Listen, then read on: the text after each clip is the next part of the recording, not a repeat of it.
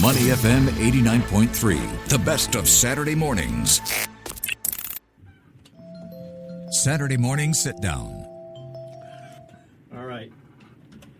Dating. Neil, we haven't had to worry about that for a while, you and I, but there are a lot of people out there that do. Yeah. Are concerned with it. My wife often thinks about it. Just hasn't taken after that 2 step. weeks with me in Australia, she might be signing up for this.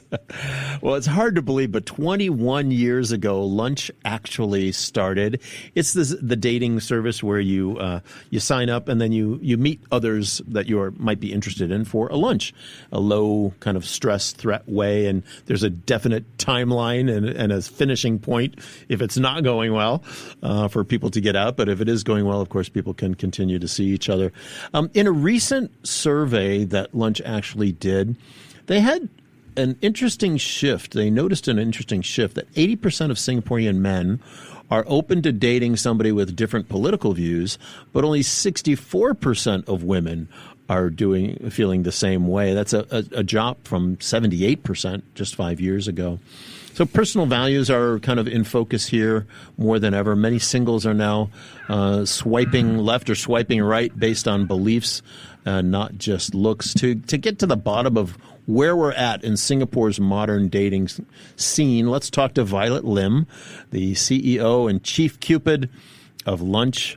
Actually, Violet, great to have you in the studio with us today. Hi, thanks for having me, guys. 21 years. Where did that go? I know, right? I always feel so old when I say that. I mean, you started when you were 10 years old, so that's cool. Thank you. That's really nice. Yeah. But child prodigy. Tell us first, what shifts or what changes have you seen in 21 years in the dating scene? Apps have come online since then, etc. What are you noticing? I think what I have noticed, one of the biggest difference is really what I would say paradox of choice. So I think in the past when people were dating, it's not as easy as right now to meet new people. Like in the past, like if you need to meet new people, it's like maybe your friends will introduce you, or you might meet at work, or like maybe you use online dating site or something. But I think with the onset of dating apps, it has become just so easy to meet someone new. And in fact, it might kind of become commoditized, I feel, to a certain extent. Yeah. So I think people are just kind of okay, this person is not bad, but maybe the next one is better. Yeah. So they have this, I would say, fear of commitment, because they are what if I decide on this person, but the next person comes along is even better? And as a result of that, they might not end up really dating anybody seriously. Very interesting.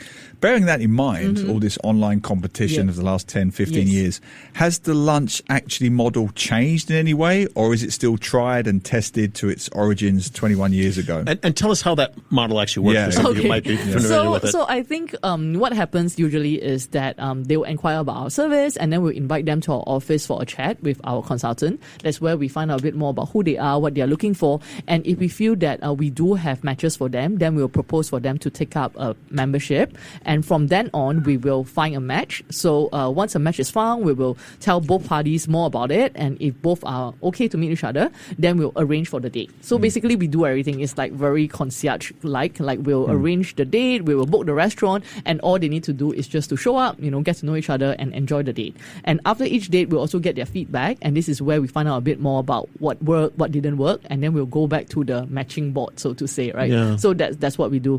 I would say, are there certain restaurants that you always go to, or is that vary as well? I would say we don't always go to the same restaurants, but when we choose restaurant, we are trying to find a place where it's not too romantic, because it might put a bit too much pressure. But we need to find a restaurant where they allow us to make a reservation, because it is actually a blind date.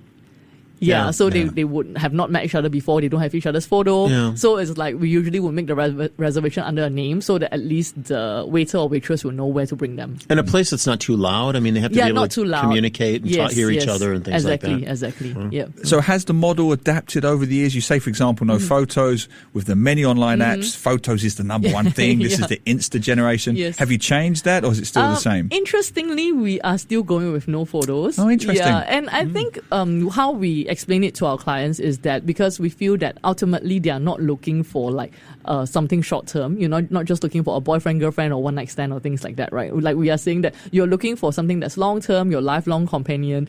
And my joke to them is that all of us look the same when we are 70 years old. That's true. So I think like what we want to say but to some them, people are probably saying, but what about next week? so we say is like we want them to really judge or like decide based on like the holistic personality of the person and not just based on a simple photo. Because I think with photos, like some people, they are really photogenic, so they look great on photos, but when you meet them, then it might be a bit different. And some people just don't look so great in false photos. advertising. Exactly. Yeah. Or to use a 10-year-old photo. Right. Yeah, we've seen a few of those in the media world, haven't we? Have we ever? Every day. Some shocking photoshopping. We're talking with Violet Lim, the CEO and Chief Cupid of Lunch Actually. Let's talk about your recent survey where it was talking about political attitudes and personal values around politics. Yes. And we know we're in a very politically charged era, right? Yes. So take us through what you found in that the 80% of Singaporean men are fine to date somebody with different views. Yes. Only 64% of women are. Yes. So I think maybe just to give a background of why we started to look into this, like because our annual survey, we have been doing it for a long time, I think like close to 20 years. And of course, like there are certain questions that we ask every year. But I think maybe about 5 or 6 years ago, we start to realize that people are starting to be more politically aware and they are more, as you say, politically charged, right? And I think that kind of started in Hong Kong. Yeah, because we have a branch in Hong Kong as well. So since we started to do that survey in Hong Kong, we did it like across all our branches.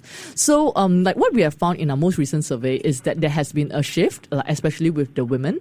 So like in the past, like we can see that more women are open to dating someone who has a different political view from themselves. But in our most recent one, like only 64% of them are open. So what that means is that there are 36%, which is like more than a third, of women who will actually prefer or choose not to date someone who have different political views from them. So I thought that was very interesting because I feel that in Singapore, like maybe, different from like, let's say states or like Hong Kong where people are just, like very politically charged.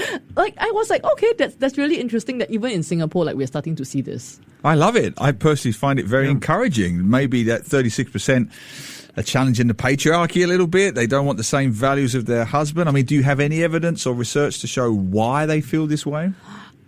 We have not gone so much into that. So maybe in our next survey, we should put in some questions to help to give us some insight into this. But I think like why like women could be more politically selective. It also like what you have mentioned, I think politics really reflect core values. And I think when we are doing matching, like one of the things that we focus a lot on is like common values. Yeah, because I guess, if you support a certain party or like a certain, then it says certain things, right? And I think they feel that, okay, if they support like a different party from me, then maybe like fundamentally that might be something quite different from our belief system. And also just to add to that, we live in very binary times now. Yes. You have to be left and you have to be right and you have to accept their whole basket of goodies on both sides and there's no deviation. And of course, without getting too political on a Saturday morning, some of those choices do directly impact upon women's lives, don't they? Definitely. Women's right to choose would be the most obvious one. We have seen that. Yes. So, I mean, are these sorts of things coming up in the interviews, in the surveys, in your feedback? I think like definitely, like over the last 21 years, like we have seen that women are getting like a lot more like well educated. I mean, they're already well educated, but like over the years, like because we do ask for their income slip and things like that just to do verification, right? Wow, so we definitely can see that women, they are very well educated and their earning, like power of earning is increasing as well. Yeah. So I think in a lot of ways, like I think women empowerment, like they know what they want. They are very comfortable with like the lifestyle that they have built for themselves. So I think in these ways, like they will feel that if I'm going to find someone, I want to find someone that's going to, like have similar values as me, I'm able to continue to live the lifestyle that I'm living. Like, I think they feel that they do not want to change too much of whatever they're already comfortable with. And I think that's where like the political beliefs come in as well. Yeah. Are you seeing a difference, and we're talking with Violet Lim of Lunch Actually, are you seeing a difference in the age the age range of people that are using lunch actually? Is it up? Is it down? Is it about the same? What does that look like? Definitely. So when we first started, I would say that most of our clients then were in their 30s and 40s, probably 30s and early 40s. Then as we have gone along, we start to see clients in their 50s, 60s, 70s as well. Is that right? Yeah. So I think the reason for that is people are just getting more open to it, and then of course there are people who maybe got divorced along the way, or widowers. So we are starting to see more matured database. But at the same time, we do start to see some younger people as well. So we do have clients in their 20s. So after a while, I think now we really have a wide range in terms of the age group. And also in terms of the demographics, are they Singapore citizens, PRs, EPs? How does that work? I would say majority of them are still Singaporeans. I would say probably about 85% Singaporeans and PR, and the rest are expats. The reason I say that, and this is the controversial question, I did some research before I asked it to you. There's a perception, and I've got a story in front of me to back it up, that some Singaporean men are saying that Singaporean women are demanding too much, I'm going with this, expecting too much, and therefore there is a rise, statistically speaking, I'm looking at it, of more Singaporean men marrying foreign women because they're more in line with their values, expectations. Have you seen any of that filter down to your work?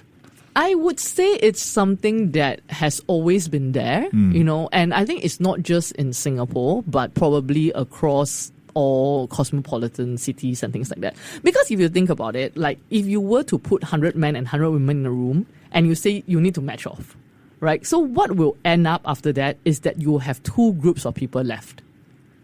Okay, so the one group is the top 20% of the most educated and highest earning women.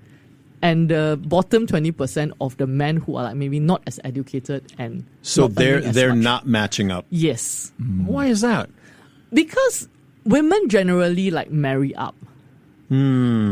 Yeah. So that's the challenge, right? Because you have 100, and then you have these two groups that are not matched up, and then these two groups cannot match as well.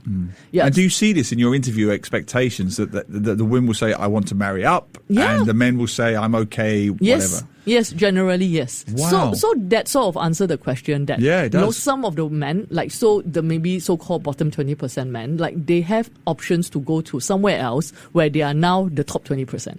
Wow. Yeah. So they just need to change their playing field. Because, get them to a different game. Well, yeah, traditionally I felt, men, get over it, stop whining. But I'm taking your words, not mine. Yeah. It's the women who are being much more choosy and demanding, and which I'm all for, by the way. But is that the case?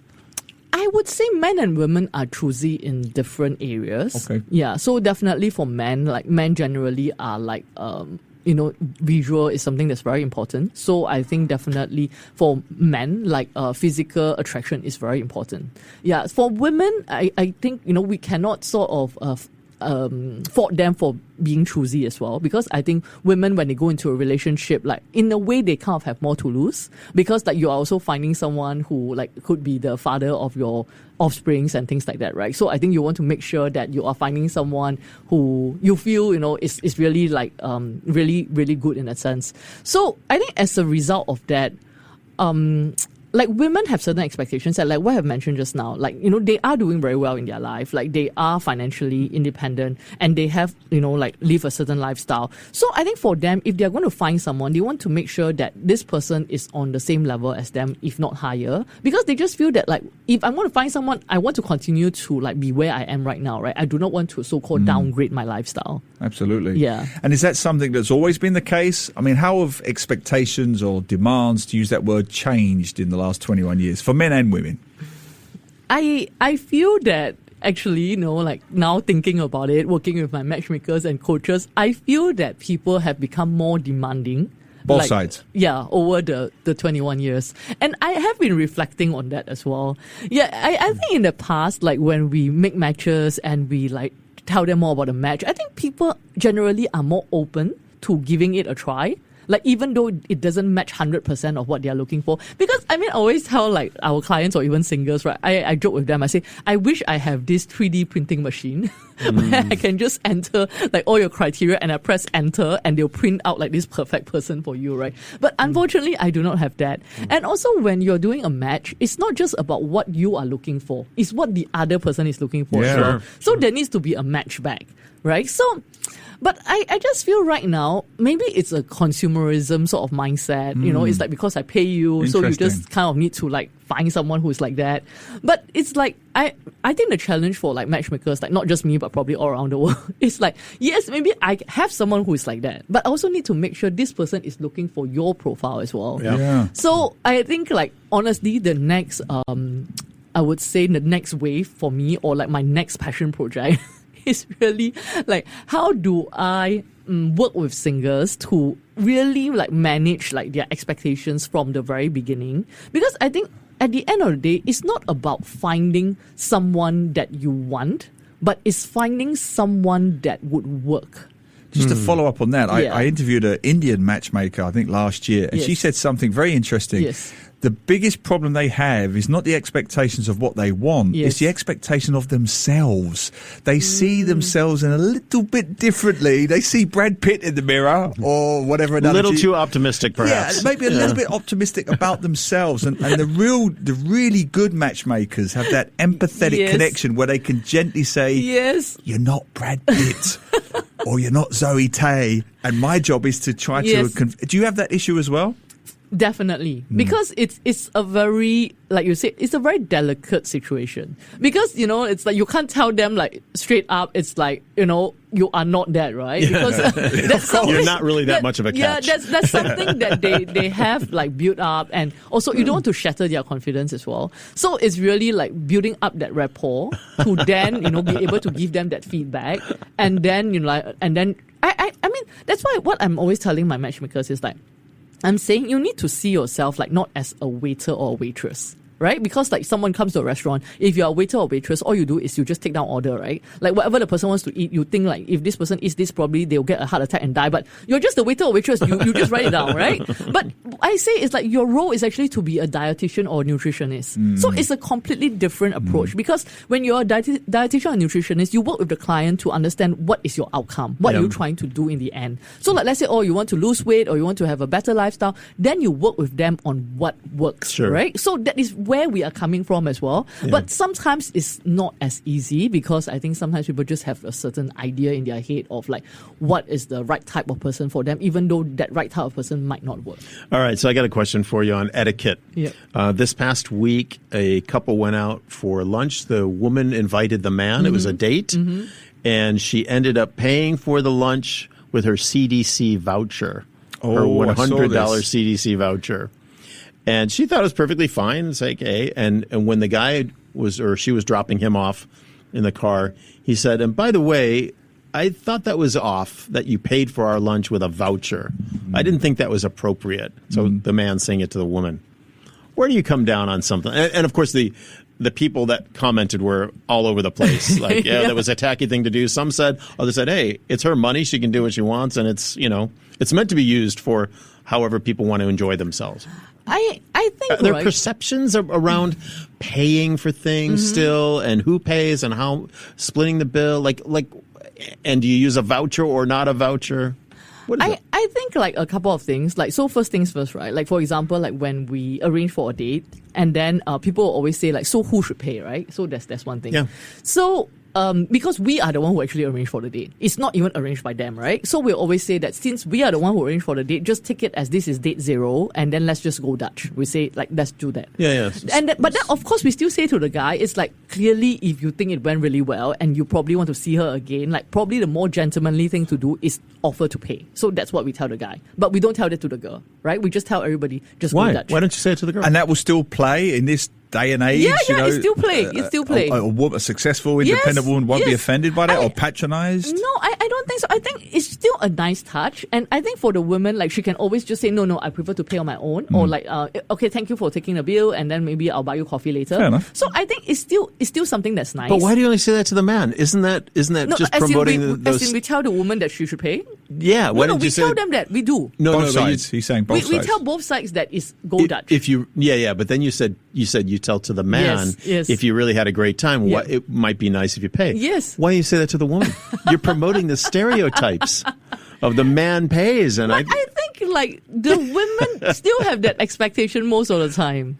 Yeah, but okay. Anyway, let's coming back to this story, right? So this story, like I think, like when you first brought up, like I think the first part is because the woman asked for the date, right? So we always say that whoever asked for the date, like probably should pay, because like even in like a business kind of meeting, like whoever who asked the person out, usually that person offers to pay, right? So I think that's fine. Like the woman pay is fine. Like the guy did not really sort of counter. I think it's also fine. But I think the CDC voucher part. So I think this is really back to, what our theme for today, which is about beliefs, right? Yeah. So I think some guys would have been like really wowed by that. Some guys will be like, wow, like this is the girl for me, she's really thrifty. She's really like, she knows how to, you know what I'm saying? But some guy will be like, oh my goodness, like they're so tacky. Right. Yeah. So the way I kind of see it is like maybe just if I'm the woman, like I would just feel like, I just like save myself like a bullet or something. Yeah. Yeah. You know what I'm saying? Yeah. Yeah. Because it's like clearly like what she did, I don't think there's anything wrong with it. Like because she has the money and then like, for example, for me, I always forget to use my CDC voucher. Like, right. And then until the very last day, I'll be like, just scrambling. Also, there's a spike in the economy because everybody's out there spending their vouchers on the same day. Yeah. So I just think at the end of the day, it's really about perspective of values. Yeah. I'm throwing this out there. What do you guys think? I've got to get this out there. WhatsApp 88550893. Who pays the meal on a first date? Man, woman, both, split it. Let us know any questions you got for Violet Lim. And let's say assuming it's been set up by Lunch Actually. Of course. So it's not one person asking another person would you a woman or a man, either way, would you be offended if the other person paid the bill, patronised, or would you see it as a compliment? WhatsApp 88550893. You have centres across Singapore, Malaysia and Hong Kong. Is that correct? Yes, that's right. Singapore, Malaysia, Hong Kong, Indonesia, Thailand and Taiwan. Even better. Wow. Even better. Yep. Do you see differences across the cultures in terms of expectations, beliefs, even who pays the bill? What kinds of differences do you see? I'm fascinated by this. I think generally because we are located all in like major cities, so I think people are like high flying singers and things like that. So I think from that perspective, in terms of the expectation, it's quite similar. But I think what we have observed is that certain places, like people are more willing to go on second dates. Yeah. So like, for example, like we have noticed that maybe in Malaysia, like Indonesia, like clients after going for the first date, they are more likely to just go on a second date. But like places like say Singapore or Hong Kong, like they are just kind of like, okay, that didn't work. Like, let's just move on. Let's not waste time. So you know what I'm going to say? We sound more kiasu, more impatient, less forgiving, less tolerant. Would that be fair? Or I think maybe sometimes it's like the pace. Like I think in Singapore, in Hong Kong, like everything is like fast. It's like we make decision quickly. It's like chop. Let's just get it done. But I think the challenge when it comes to dating is like even looking at like the thousands of like successful couples that we have had, and then we ask them like after the first date, how did it go? How will you score it on a 1 to 10? Like was it like love at first sight? Like most of them are not. Like most of them, they maybe score like a 6 or a 7. But the thing is that they went on a second date. They went on a third date. They went on a fourth date. So I always tell people, I say it's like, don't use like how much you like the person on a first date to decide whether to go on a second date. I say, in fact, you should use like how much you didn't not like the person. You know what I'm saying? Or how much you just have nothing else going on and no other prospects. Yeah. Back to that self-evaluation again, right? Realistic appraisal of oneself. They aren't knocking down the door, so you might just want to take the second date. Exactly. Violet, thank you so much for coming on today. It's really interesting, and love to have you on again maybe later in the year and see if things are even shifting further. And definitely. And if anyone wants to get in touch, where should they go? They can go to lunchactually.com, or like they can just follow me on like Violet Lim on Instagram.